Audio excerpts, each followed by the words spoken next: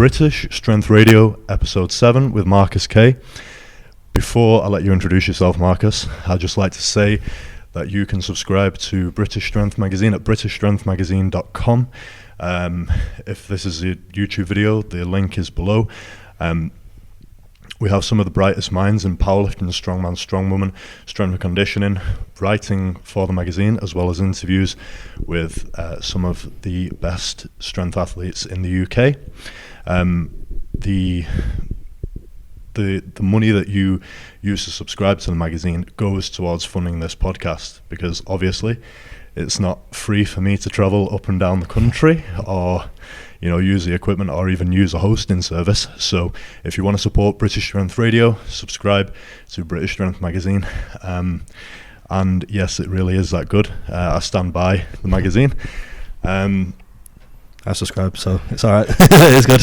Marcus K subscribes, so he's one of the best young guys coming through in the UK right now. So that's all. That's all the endorsement you need. Okay, let's move on to you, Marcus. Tell me about yourself. Tell me what you've done in powerlifting so far. So obviously, I'm Marcus K. I'm a powerlifter. I own my own gym, which we're sat in now, Iron Culture. In terms of powerlifting, I started out when I was pretty young, but fell out of love with it and got back into it about 2 years ago, maybe 2.5 years ago. Since then, I pretty much just devoted everything to it, including the gym. Made my own kind of powerlifting gym, my own garage to train out of and train people from. And then my most recent achievement was competing at Pro Raw in Australia, which was a pretty good. It's one of the best comps in the world. Managed to come third in the 110 class, which I wasn't expecting, but I was pretty buzzing with. So you said, how old are you right now? 22. 22. So you're still a junior, and you started powerlifting how long ago? My first comp, I was 16. I did one when I was 16, one about 6 months later when I was 17, and then I bombed out, and it just set me back. I was like, fuck this. But I carried on strength training, just not strictly for powerlifting. Just was like, I love training, want to get bigger, want to get stronger. And I didn't compete again until I was 20, I think. So like 3 years pretty much that I didn't do anything. Okay, and what were your first comp totals when you started out at 16? Good question. I think, in fact, it was pretty interesting because Tom Martin was in my first comp and Scream Manual, IPF comp. So IPF, right. Yeah.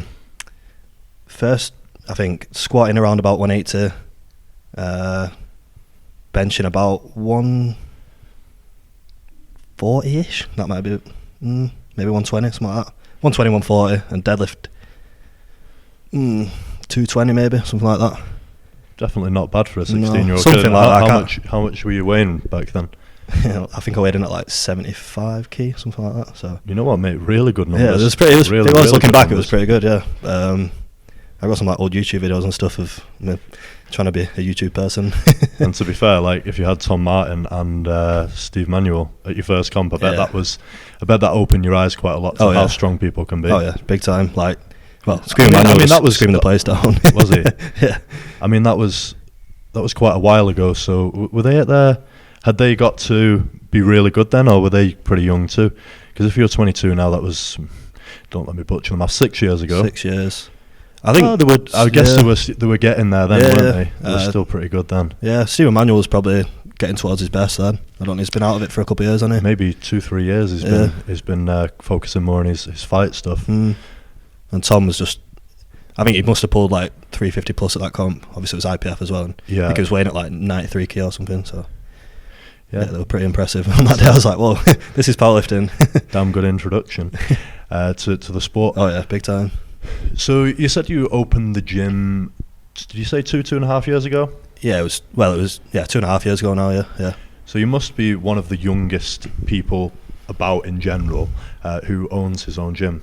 Probably. I don't know if any. Yeah, probably. Yeah. Well, I mean, you're definitely on the younger end for gym owners. Yeah, definitely. Yeah. What made you decide to do that rather than anything else kind of with your career? Because I think a lot of people, they kind of try a career and then they kind of go, this is not for me, I'm going to open my own gym.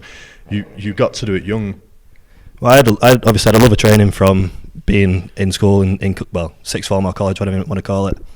Left sixth form, didn't go to uni because I didn't get the grades to, because instead of revising I'd go to the gym every day, which goes to show what I wanted to do, what I love doing. Yeah. And then I just obviously finished sixth form, went to work for my dad for about 18 months in his fish and chip shop for maybe 60, 70 hour weeks, like nothing to that, which was pretty, it was good because I was getting a lot of money, but it was like, whoa, this is like work, this is real life. But the best part of that was that I had all that time and I didn't have time to spend my money, so I saved my money. I thought you were going to say the best part about that was that you got to eat loads of fish and chips. Yeah, well, yeah. Absolutely massive. Yeah, I was actually so much skinnier then, obviously. But yeah, just saved up while I was working there, and then fortunately, because I was working for my dad, I said, well, I want to do personal training. Like, I don't want to do this forever, working in the chippy.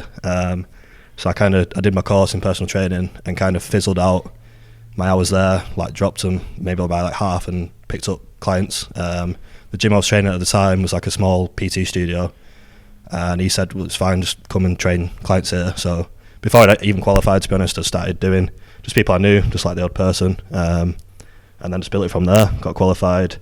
And then as I got busier in fact I didn't leave the chippy until I opened my own gym, but it got to a point where I was like, right, I want my own thing, I want to do it myself. And then yeah, just open my own place, a small little unit somewhere, and it just kind of stemmed from there then. So see, because this is something, when you just said that about your dad having a chippy, sorry, I'm trying not to stay on the point of your dad having a chippy for too long, because I realise this is a powerlifting podcast.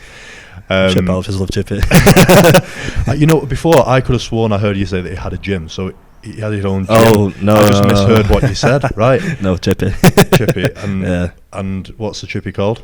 Perfect place. Places in the fish in Oswald. Shout out. if you're in the area, if you live near the valley, get yourself down to Perfect Place in Oswald Twistle. Okay, so in terms of the gym, you've actually started in a different unit, didn't you? Yeah. And what made you decide to move? Because now you're in a different place.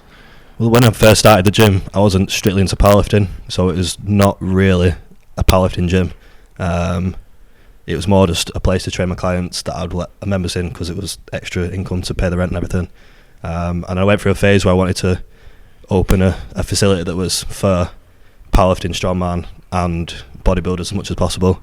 But then the further I got into that, I was like, no, I just want it to be strongman powerlifting, like just focus on that niche. Mm-hmm. There's plenty of places around here that offer a bodybuilding gym, and I wasn't really getting any kind of bodybuilding type of people in anyway. So I just decided the unit I was in was kind of run down and a bit shitty, so I thought I'll downsize again, get a unit that's like solid concrete floors, because that's an issue when you're doing strongman and powerlifting things, when you're on the top floor of a mill.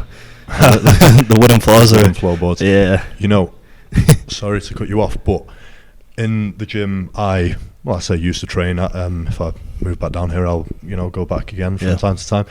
They had a martial arts school above. Yeah. Right. So they would do, I think, they were practicing throws or whatever, but it would be kind of very very continuous. Yeah. For like 5-10 minutes. Anyway, you could see the floorboards above move. Yeah. So where people would do the deadlifts in Olympic gym, it's over one of the beams. You don't, the sofa place below it doesn't get the effect from that. Like they're not too fussed. But it was the martial arts guys who actually were causing problems. You could literally see the floorboards bending.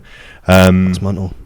Yeah, so I think they had to sort that to a certain extent. So with the gym and being so young and stuff, and just starting out, do you feel like have you made any mistakes and learned any lessons so far? Anything that like you do differently now to what you did when you started? Sorry, mate. Definitely. I think not having a clear focus was where I went wrong. When I started out, it was fine because it was like a PT studio. But when I decided to invest and try and grow, I didn't have a real clear focus, which about a year down the line, I was like, yeah, now I have a clear focus and it's powerlifting. But I won't say I might have wasted a bit of money on kit, but I got rid of it and stuff. I think it's just that just not having a real clear focus and trying to cater for everyone. And I think when you've not got multi-millions of pounds to spend on a gym, you can't try and cater towards every aspect of, because like it's like all the cardio and stuff, and just the amount it costs to have a gym is just crazy. So Of you just can't compete with that. Whereas with the power, like there's nowhere in the area that offers this kind of facility, which I'd say it's a lot cheap. A lot cheaper. It's not cheap. It's a lot cheaper to start up, and it's just real, and people like this environment, and I like it. I wouldn't want to be in a gym full of like regular gym goers. Like it's just not. No, like you say, it definitely is niche. Looking around at the kit, it's all kind of tailored towards strength. Yeah. One or two things to do your accessories on, and your supplemental work, I guess. And what does a typical day, typical week involve for you in owning this place? Do you have staff, or is it all you? It's all me. So to be fair, it's pretty chilled. It's more of a kind of social thing than anything else. But it can be hard work at the same time. But I really enjoy being here. Like day to day, I've got clients, personal training clients. In between that, I'm writing programs for people. I'm trying to do promotional stuff on social media and stuff. But literally, it comes to an evening when everyone's here training, and I'm not going to get any work done because everyone's chatting and stuff. So I just train then, and if I've got clients, I'll train my clients. So it's I enjoy it. It's pretty chilled. It's long hours. Like I'm here at 9 a.m, sometimes earlier. 7:30 tomorrow actually, which I'm not happy about. But it's not a really early start, and then I leave most days about 9 o'clock. I have a few hours to myself during the day.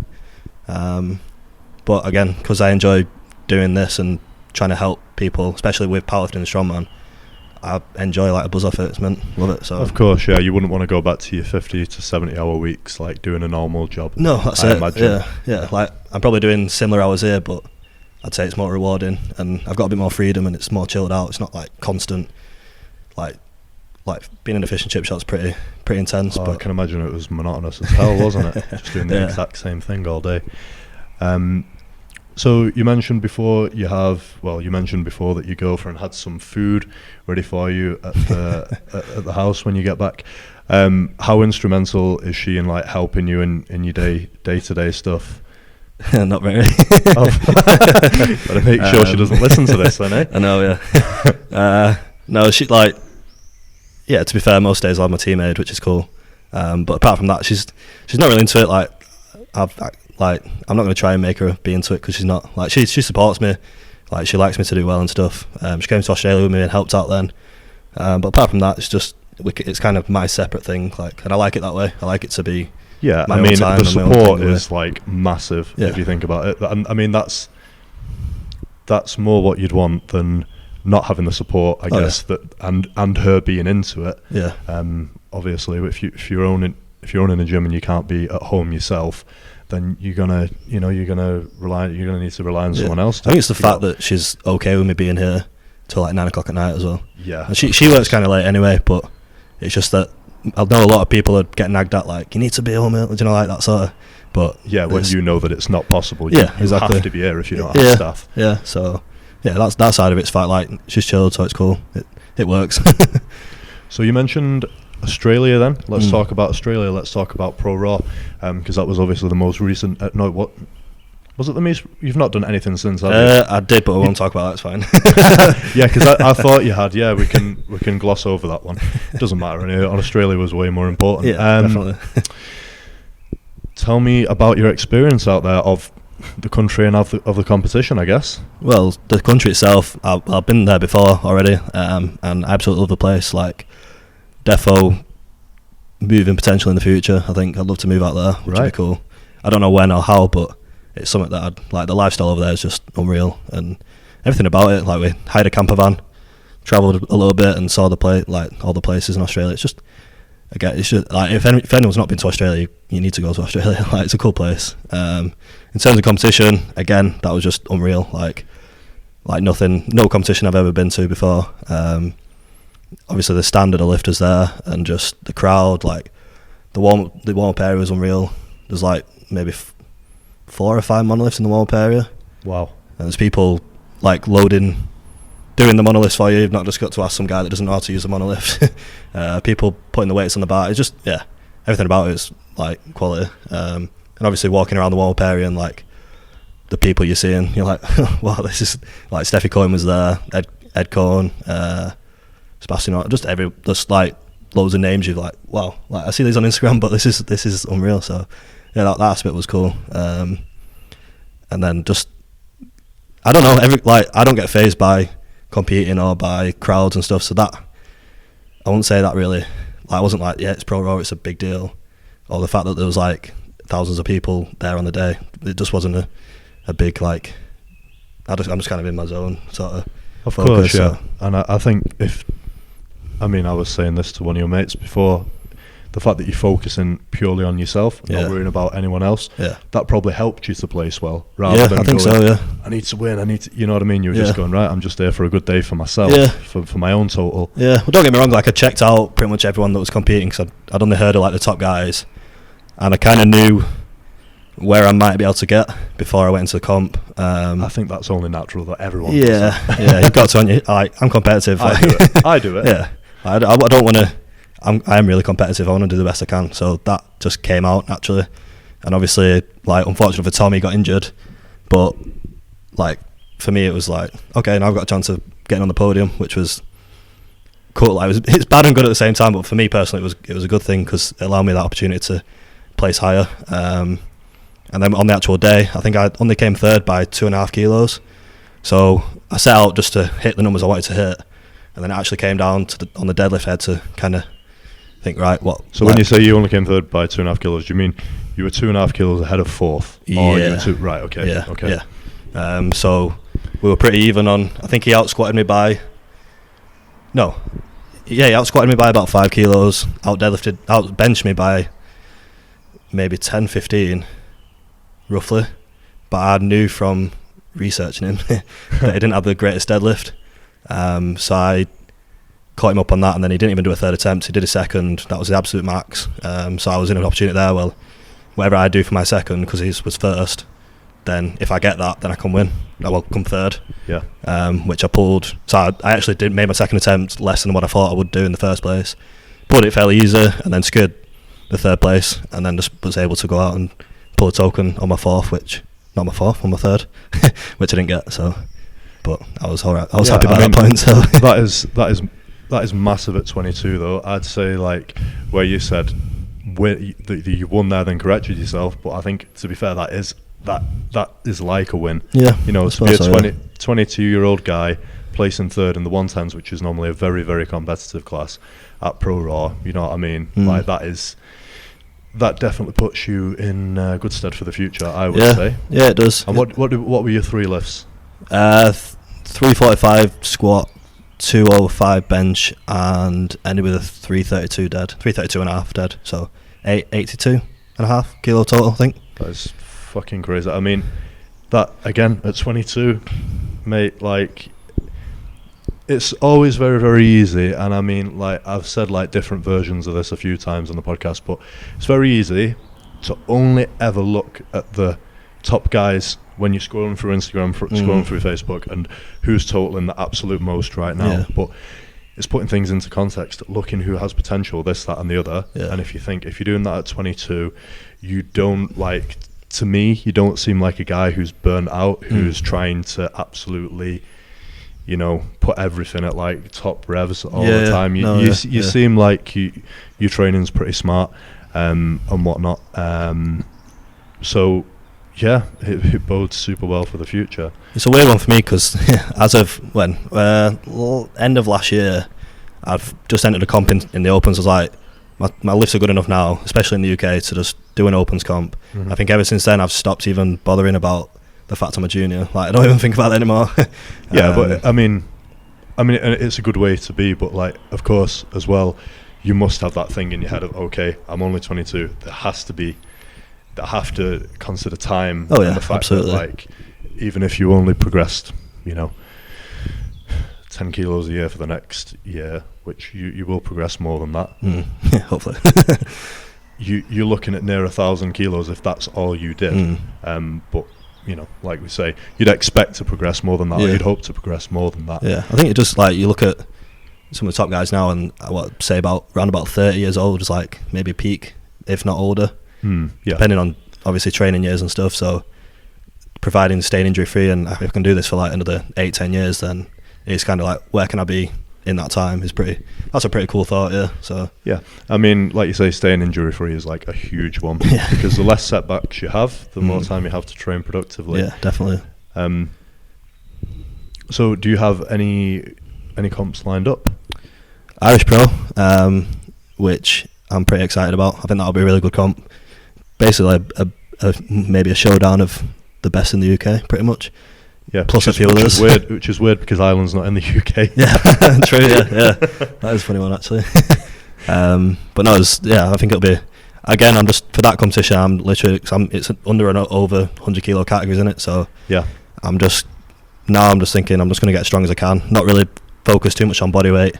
Trying not to get too fat. It'd be nice to still be under 110. I think just purely for like you did this at under 110 in that category. And is it Wilks? It's all based off Wilks, yeah. It's all based off Wilks, and there's the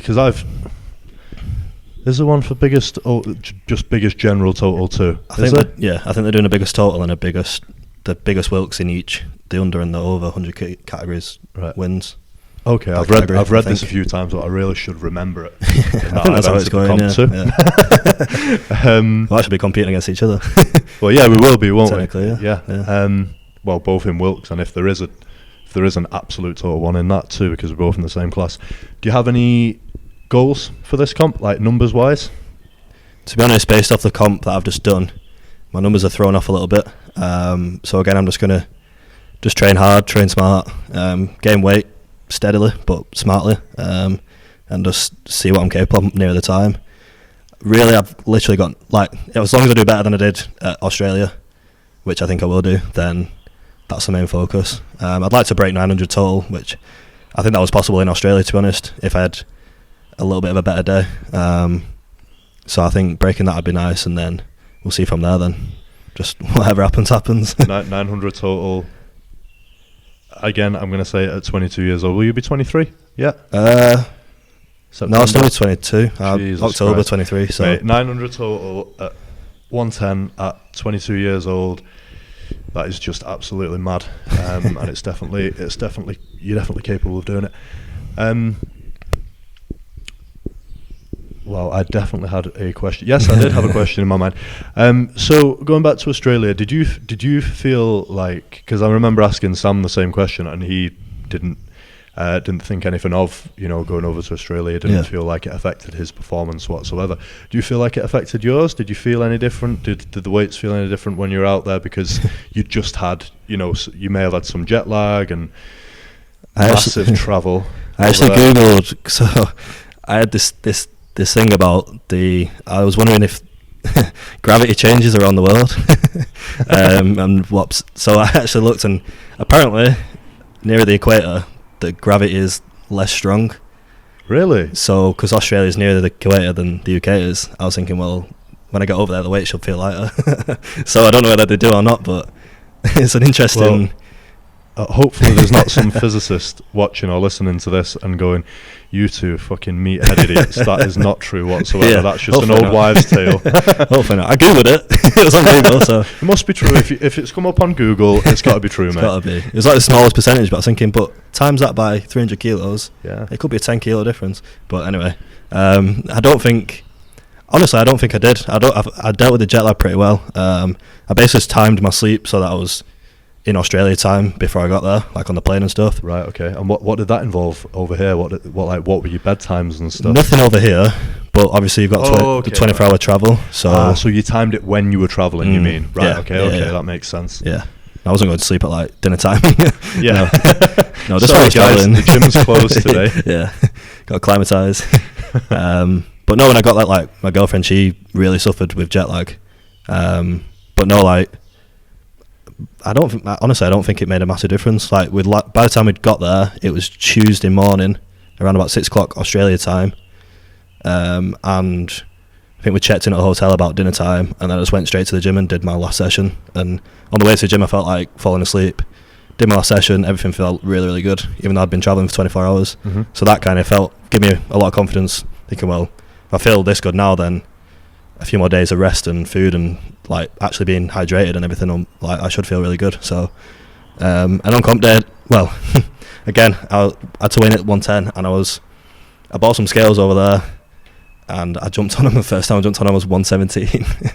That was like in the evening, so I was a bit of a panic stations then. So maybe the flight made you hold a little bit of water. I think so, yeah. I think I just got a little bit lax because I was sitting underneath 110, and then I just gained all this weight. Like, yeah, no wonder the weight's felt crazy. heavy. You were like a stone heavier. I know. So luckily the hotel we stayed in had a sauna, so I actually ended up having to, even though it was a 2-hour wait-in, luckily I was in the third flight, so I think we weighed in at 8 and I didn't lift till 12, so I had 4 hours to, I think I lost about 4 kilos, which is pretty shit. 3 or 4 kilos for a 2-hour weigh-in, which that probably hindered my performance a little bit. I think squats were okay. I think when I got to bench I was just cramping up like fuck. Right. And I had sunburn on my shoulders as well, which wasn't good. So the squat bar had torn like all the skin off one of my shoulders, so I couldn't even set up right in bench. Ouch. It's just, so I kind of had excuses for each lift why I didn't, but because I was happy with getting third, because even if I'd done better on the day, I wouldn't have done better than third anyway, if that makes sense. Yeah. Unless the other guys did worse, but so I was just happy with what happened anyway. Because I didn't actually like look up the meet results. Who were the top 2 guys? Will Crozier came first. He nearly bombed on squat and bench. He only managed to get his third attempt. He's open on his third attempt on both. So he literally scrapes it. And Sebastian Oreb came second. Right, of course, yeah. I think he totaled about 940-ish.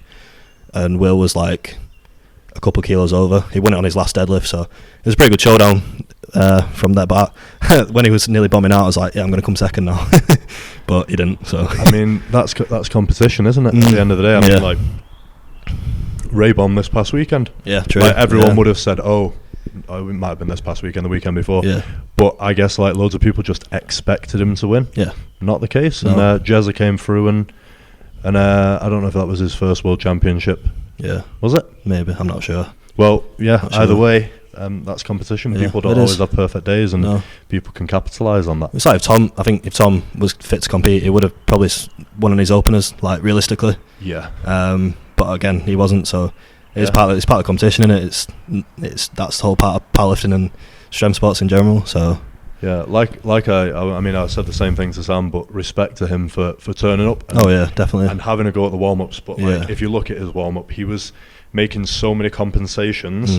Like his his knees and his hips were shifting that much that it's like if he would have put any more weight on that bar, I mean, he retore it anyway. Yeah. But that could have been so disastrous for him. I think he said that himself. Like if I did one more squat, it could have like torn, properly torn, fully. So he spent a long time. From what I can see, spent a long time building back. Yeah. Now, and I know his next competition, I think he is doing the Irish Pro, but Yeah. I think that's his next one. Right. So let's talk a little bit about the Irish Pro and some of the other people doing it. And this is definitely not intended to be another call out. Definitely not. Like, genuinely, like, I was saying this to, I think I was saying it to you before. You've got some really, really, like we were saying, some good guys and some who maybe people aren't even talking about. And I remember now that I was actually saying it to your mate before. Yeah, I overheard anyway. It was sort of what you were saying ish. You've also got you've got Sam, you've got me, you've got Tom, you've got Dan Stewart is on the list too. Yeah. And maybe people haven't talked about him yet a bit. Maybe people haven't talked about him yet. I don't know why that was such a difficult sentence to say. About him yet, because I don't think he doesn't post anything on Instagram or Facebook, does he? He's pretty quiet. All I've seen, like, all he really posts is like competition lifts, I think, pretty much. So yeah, he's pretty quiet on social. So probably a lot of people just don't know who he is, maybe. Or yeah, I think they know who he is, but just don't get reminded. You don't get reminded very often. But I mean, he's totaled. I don't know, but he's got an all-time world record squat, hasn't he? If I remember, I think correctly. 970. 970, roughly, yeah, and that was That was the total that came along with it. I know Grant McEvan-Sonoya, I don't know if that's exactly how you pronounce his name. His training's been really good. I mean, his squat and his bench are, his fortes, but they've been coming up crazily. Yeah. Edward from over in. I mean, I guess if you look only at totals in the heavyweight class, I think he'd be the favourite. Yeah. And no doubt I've left a couple of people out. I don't know if maybe Reece Fullwood has a place. Has he got a place? Has Carl Thompson got a place? That rings a bell. Has he? Yeah. Okay. I'm not sure about Reece unless he's signed on late, but.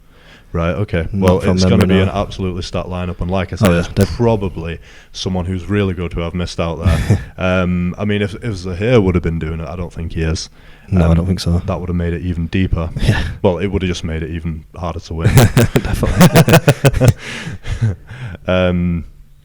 And I don't think he's like an easy guy to. It's not like he's getting his head either, isn't it? No. Because you don't want to get in that guy's head. No, he's fucking psycho. Fucking nutcase.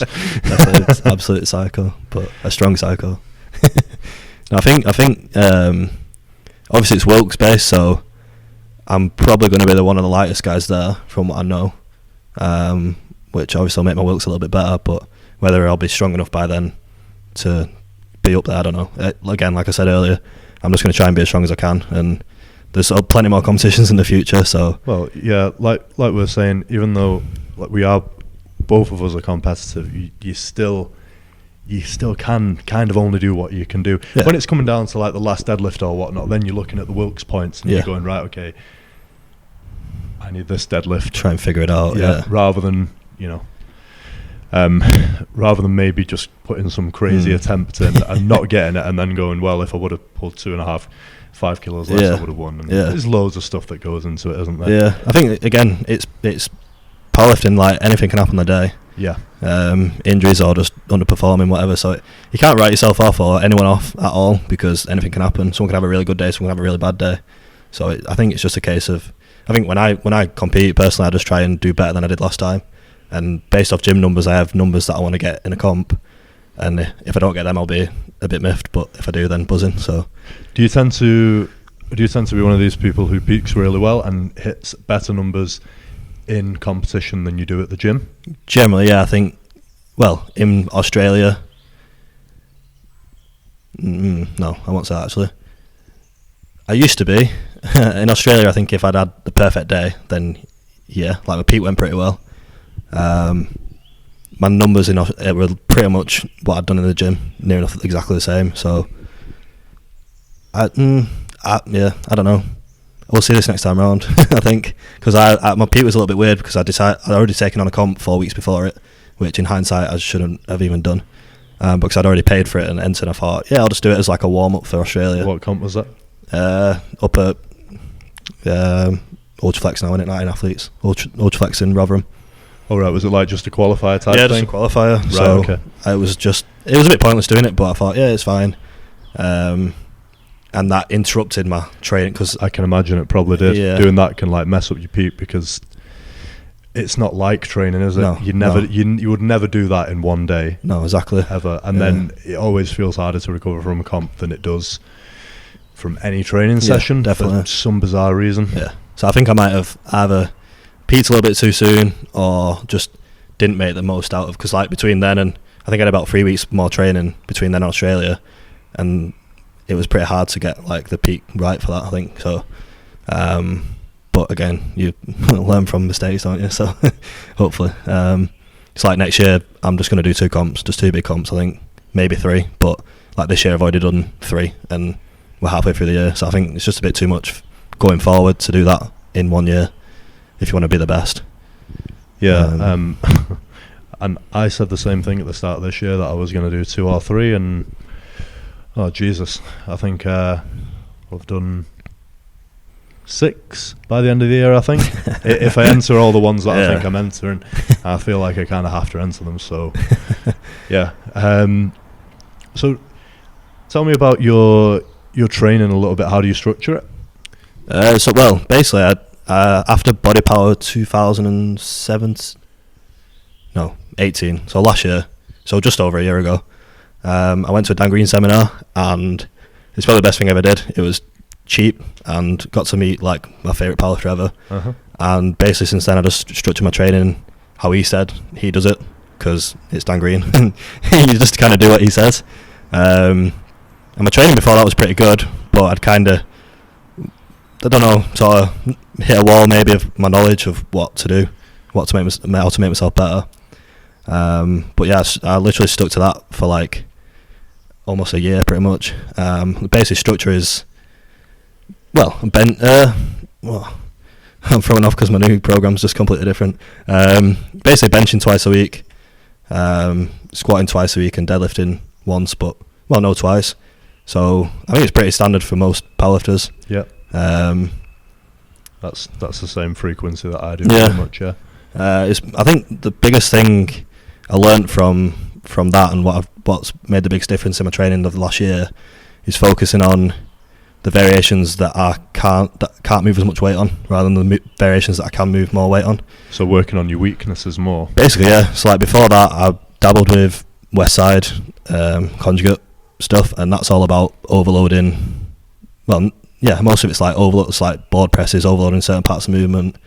And I got pretty far doing that, but then I think I got to a point where I just overtrained my strengths and undertrained my weaknesses. And as soon as I started following the structure Dan Green set out, it was like a lot of shit that I was really bad at. Like pause squatting, front squat, safety bar squats, more conventional deadlifts, deficit conventionals, stiff legs, bench variations that were just hard, like pausing. Can't remember off the top of my head now, but basically all my accessories was stuff that I had to take weight off the bar to do them. Yep. And since I did that and they came up, then you put it all together, you go and do your full lift, and it's without a doubt it's going to be better, and it is. That's just how it's worked. So yeah, that to an extent is what I think most intermediate or advanced people should do. Yeah. When you're a beginner, obviously the main focus is being really good technically on the competition lifts. Yeah. And I think as well building muscle at the same time. Oh yeah. And then obviously when you become an intermediate, when you get to those stages where you might start to plateau, then you want to add variations and you want to start working on your weak points, identifying your weak points. Yeah, even. definitely. So obviously you're a sumo puller, and what can you conventional? The most I've done is 300 for 2. That was just before Australia. And your Australia. best comp pull is 332, right? Yeah. Am I right there? Yeah, sumo, yeah. So it's not a huge, let's say you could pull 310 convo. 20 kilos isn't a huge gap, really. No. Most I've done sumo is 340.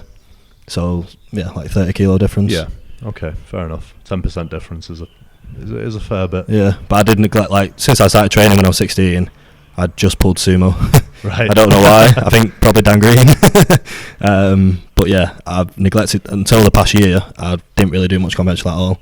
Just here and there, but not like properly programmed in. So, but it definitely helps. They help each other out, don't they? Do you know? Yeah, definitely. I'm trying to work more on conventional these days, and I think you have to be kind of careful with it though, because I think if you try to pull conventional too heavy, like for me, anyway, it just kind of stalls my progress a bit. Right. Okay. So like something that Del told me a few weeks ago, I said, right, try, if you're working on your conventional, try snatch grips on your other day, because it really limits the amount of weight and stress you can put on your body, you know. Yeah.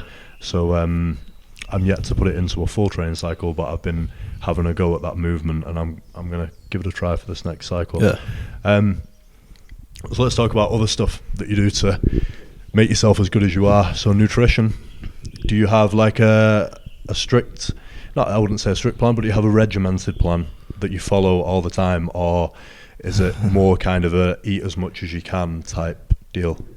A lot of, well, because I track my macros most of the time. When I'm bulking, I think I kind of just like I said myself, it spiraled out of control. So basically, it's got to a point where I was like, right, if I'm hitting my protein, I wasn't even tracking, because you get used to how much protein you need to get, don't you? Just by like if you've been doing it for a while and tracking for a while, you know, like I've probably got enough protein today. And I was just kind of just eating as much as I wanted, just kind of instinctively. Yeah. Majority, like I go through phases of like eating healthy food, so like do like beef and rice and steaks, and like, to be fair, I'd say like 70% of my diet's made up of like either mince or steak and rice, that sort of thing, and then very similar to the vertical diet. That's pretty much, yeah, and then just a few like pork pies and chocolate and shit on top of that. I love food, so but saying that, like since Australia I've lost, well, I put some back on again, but I lost about 2 stone, and basically just for that I just cut all the shit. So I was eating like you say, the vertical diet style of food, and just wasn't eating as many pot pies and chocolate. But that's changed since over the past couple of weeks. So well, yeah, I looking at your Instagram, you can tell that you have got a lot leaner as of late. Yeah. And I guess it doesn't help though, because Holland's Pies is only down the road, isn't it? Yeah. I've been like up here for like 2 days in your neck of the woods, hopefully soon to be my neck of the woods as well. Holland's Pies is down the road. That must have been tough for you. Well, my dad owns a chippy, doesn't he? So. Oh yeah, that as well. But saying that, the closer than Holland's Pies is a place that sells much better pies. So you're a bit of a connoisseur, really. Yeah, gotta be. Well done on losing 2 stone with that. Those tendencies. I know, yeah. Lost 2 stone and I'm putting it all back on again. Not all of it, but basically it was just the idea of trying to maximise my weight category. So obviously using this time, drop some fat, get a little bit leaner, and then slowly put some weight back on, but more quality weight, less fat. A little bit like going back to Stan again. Stan did that with Thor, didn't he? Yeah. Where he cut some fat off, and his reason for that was to improve his insulin sensitivity. He said that he wouldn't gain any muscle while he was too fat. Then he's trying to basically recomp him and build him back up again slowly. And Thor does look better. Oh yeah, definitely. He had at the time he did it. He looked better as a result. And recovery. Do you do anything special other than sleep?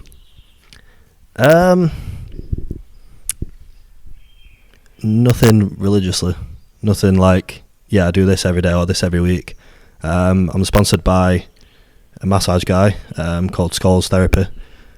So I get a couple massages a month off him, kind of just recovery massages. Yep. And that's pretty much it. I just try and maintain like my mobility and stuff like that in the gym, like before training. So more almost just kind of so that you try not to get injured. Basically, like I have a very strict like warm up routine that I do. Probably takes 15-20 minutes before squatting and deadlifting in particular.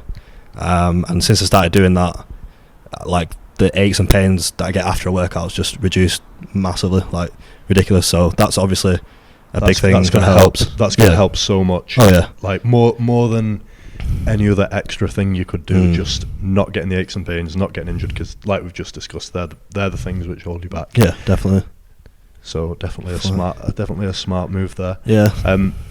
And before we wrap it up, do you have any, like, other than the Irish Pro, do you have any like broader future plans? Do you plan to go to Pro Raw again?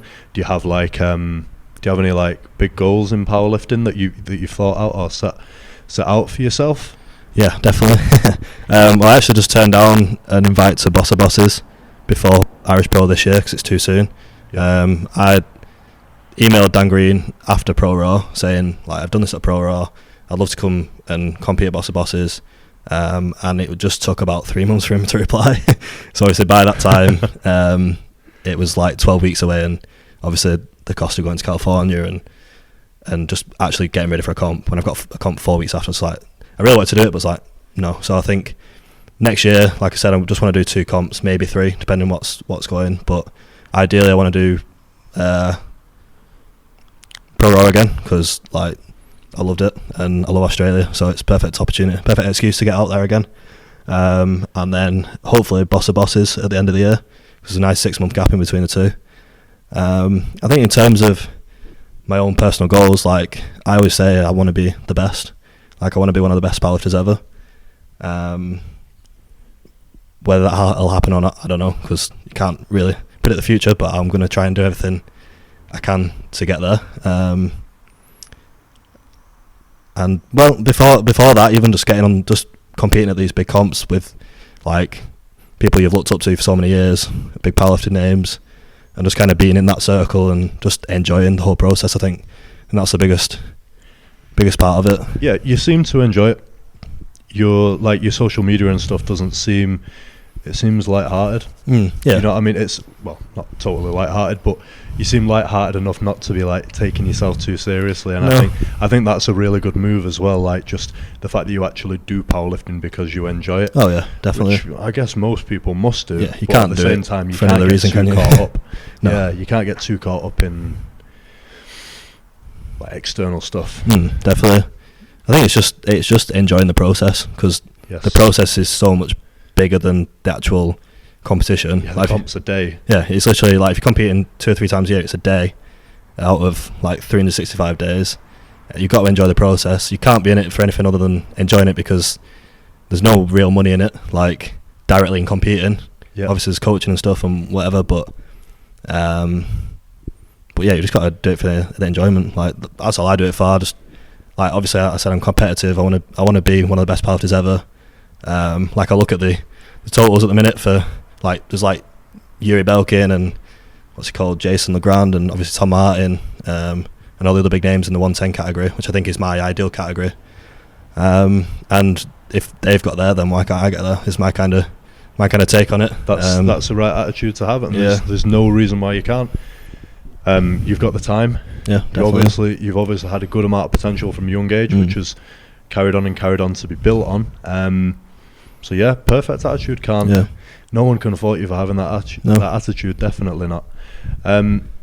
One last thing to cover. Obviously, you've just mentioned how good Pro Raw was, how Marcos and Emad, I think that's how you pronounce his name, I think so. Yeah. have really got like a comp really, really good there. Yeah. Do you think there's anything that UK powerlifting in general can learn from that, or just powerlifting in general? Like how do you see it could improve? I think for me in the UK, there's a lot of opportunity for a pro comp, because we don't have one. And obviously there's the platform of Body Power and the British Championships there, but I get, because the federation, they want everyone to compete, everyone to be able to have that opportunity to compete at that level. But I feel like that kind of platform, like in Australia at the Arnold, could work very well over here as well. Yeah, like an exclusive competition. Yeah, great idea. Like you're saying, more elitist, but elitist in a good way, as in like elite lifters, the elite lifters of the UK and from wherever else. Yeah, it just allows the elite of the UK to the opportunity to go and lift against each other, and have to qualify for something that's a little bit higher to qualify than just the British Championships. Yeah, and potentially make a little bit of cash from it as well. Yeah, of course. Obviously, then you'd have to hold the BPU British Championships somewhere else, maybe. Yeah. It just depends. It depends whether, like, if the BPU is to put on a pro comp, or whether it was someone else and they just held it somewhere different. But then it's like the what is it, Big Dogs? They just hire out like a theatre almost and do it there and sell tickets. Whether that'd work in the UK, whether there'd be enough people interested to pay for tickets and stuff, I don't know. It'd literally just have to be tested, wouldn't it? But I think there's the opportunity for that would be massive. I think there's enough people now in the UK putting up big numbers enough to warrant doing that. Yeah, definitely. And potentially the interest that you'd get from overseas if the prize money were high enough and the promotion were good enough. Definitely. Yeah, I kind of think it needs sort of like a group of people to be like, yeah, let's do it. See how it goes. Maybe some kind of investment or something. I don't know. That's what Marcos had with Emad, wasn't it? Emad is the money behind Pro Raw and Big Dogs and all that stuff. Yeah. And so those two came together because Marcos was the creative side, the brains, if you will.